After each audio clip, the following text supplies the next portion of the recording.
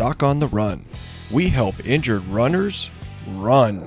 Should I run with a pad for a plantar plate sprain? Well, that's what we're talking about today on the Doc on the Run podcast.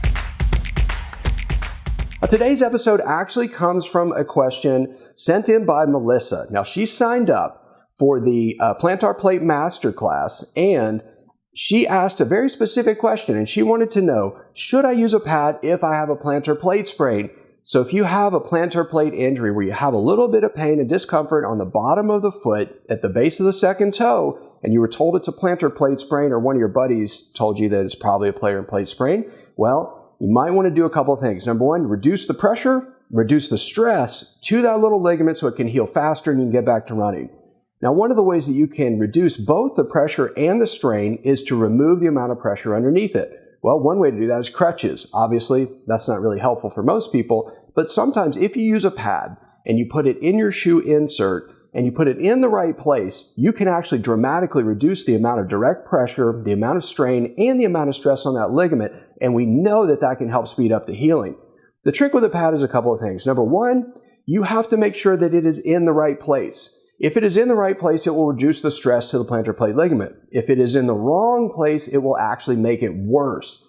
You also have to make sure that it's really going to reduce the stress on the plantar plate throughout the gait cycle. So if you put it in the right place and you're standing, it feels okay, but when you move and your heel comes off the ground and the metatarsal head pulls back a little bit, if it pushes the plantar plate up against the edge of that pad, it can make it worse. So the pad has to be kind of a Goldilocks kind of thing.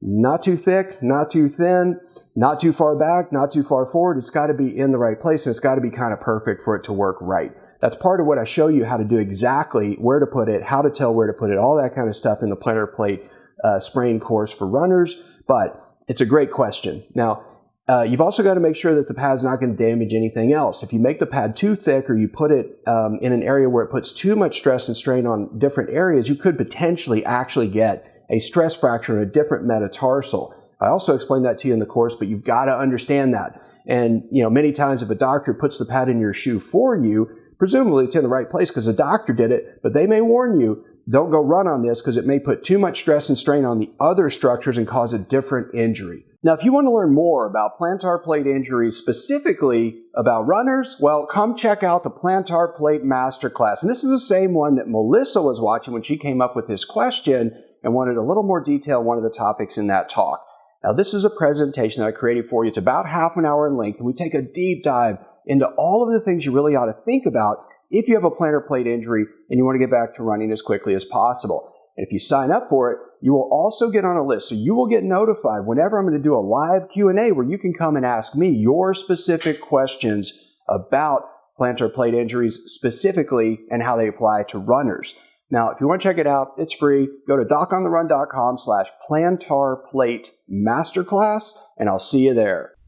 Doc on the Run. We help injured runners run.